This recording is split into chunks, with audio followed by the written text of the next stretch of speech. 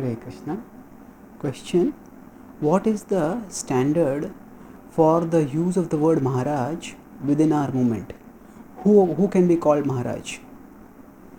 Answer: the word Maharaj refers etymologically to Rajate, one who presides, one who resplendently uh, exists at the top.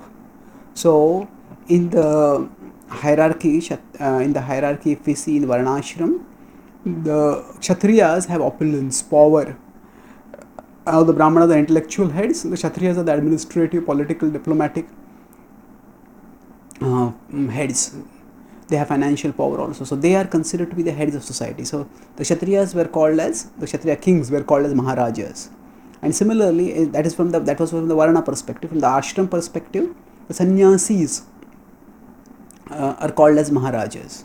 So now Prabhupada also explained that just as the kings control the outer territory, sannyasis control the inner territory. They're conquerors of the senses and mind. That's why they are called as Maharajas. So now if we see, we have the kings, who naturally, most of them, almost all of them were grihasthas. So even they were called as Maharajas. So within a ISKCON, if we see, there are sannyasis who are definitely called as Maharajas. But what about grihasthas, especially if they are spiritual masters? So normally a disciple refers to one's spiritual master as Guru Maharaj. So now this Guru Maharaj is a combined, there are two terms which are used together to refer to one's spiritual master. So there is the word Maharaj in it, and he is a spiritual master who is conquered one's senses. So Maharaj. So now the disciples, it depends on what one spiritual master wants. If especially the spiritual master is a grihastha, where the disciples may refer to their spiritual master as Prabhu, or they may refer to their spiritual master as Maharaj. So now the general standard within our movement is that sannyasis are referred to as Maharajas. So the disciples of other gurus do not necessarily have to refer to to a guru who is a grihastha by the title Maharaj. That guru's disciples may refer by the word, say, so and so Maharaj, while talking about although he may be a grihastha, and that is the relationship between the disciple and the spiritual master.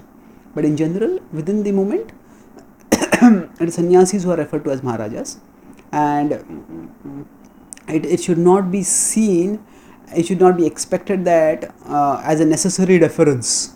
Although some devotees may refer to the certain initiating gurus who are grihasthas as Maharajas, that is not a necessary standard. That is not the standard, and that is not necessary.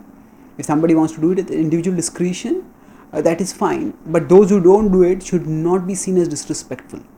There are standards, and there are certain ways in which certain more respect may be offered in addition to the standards, and that is fine if somebody wants to offer that. But that is not necessary. That is not mandated. So the standard within the movement presently, it's not wrong to refer to grihastha gurus also as Maharajas, but it is not necessary. So we see that Prabhupada, he usually gave the title of Swami or Goswami to his sannyasi disciples, and he said that when while addressing them, we refer to them by Maharaj. So that is the standard within our movement. Thank you. Hare Krishna.